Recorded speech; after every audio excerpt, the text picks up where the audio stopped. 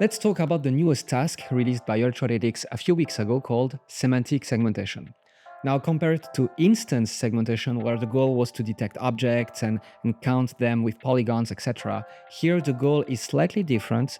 You would here classify instead with semantic segmentation all the image, and you would classify every single pixel with a class. The output of this task would be a mask, a single channel grayscale image, where every single one of the pixels are classified. So how do you use this task? What does it mean with the code you have today, with the models we provide, with the Ultralytics SDK, or with the Ultralytics platform? Let me show you.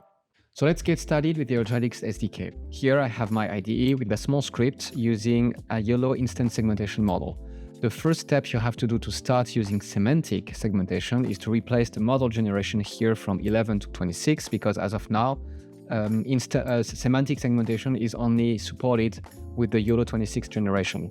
You can put whatever size you want here, and you just have to replace seg for instance segmentation to sem for semantic segmentation.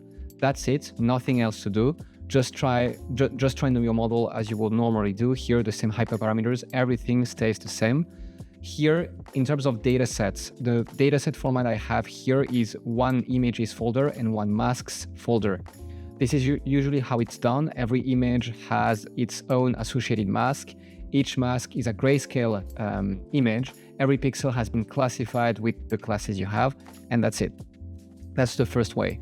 You can also, good news, you can also use your own, maybe already existing instance segmentation model this time. We take care of the rest. It means that you can use an instance segmentation dataset for a semantic segmentation training. Ultralytics is going to take care of the mask generation and everything. It's going to be the same. It's going to be a semantic model, but we converted for you your instance segmentation dataset into a semantic segmentation dataset. So that's for the training side. Now, just a small note on the output itself. Let's say you trained your model, you have a semantic segmentation model now. Let's say you make a prediction on one of the image.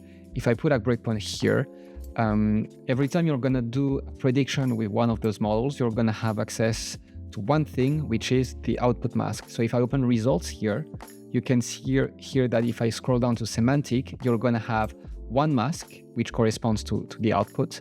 And this mask is gonna have the same dimension as your input image size. So that's for the Ultralytics SDK. Now we can move on to the Ultralytics platform.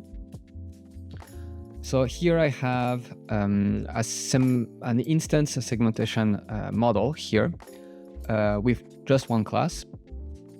As of today on the platform, it's the only way to annotate semantic segmentation masks. It's by using instance segmentation datasets. So I'm just gonna click on new model.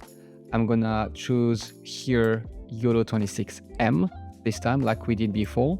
Just set whatever epochs you want here, choose your GPU, etc. And you can start a training. So here I'm starting a training, and if I go to the training I already did before, you're gonna have something like this. So compared to instance segmentation, where the main metrics are the MAP, like any other model we provide here, like object detection, for example, pose estimation, etc. Here you're gonna have the mean IOU and the pixel accuracy. Those are the two kind of metrics you're gonna have access to when training a semantic model. And essentially that's it. You can then download the model, you can export the model the same way as you would with an instance segmentation model. Everything basically stays the same.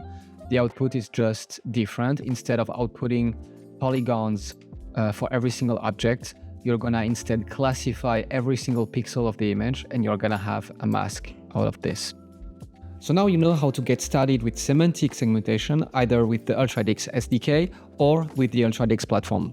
Just so you know, the semantic segmentation inference should be faster compared to the instance segmentation one, whether it's with the raw inference speed itself or with the post-processing. So everything should be faster here.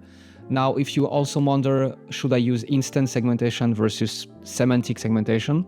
Usually what we recommend is, if you want to count objects, if you want to really measure or detect the outline precisely of every single object, you would use instance segmentation.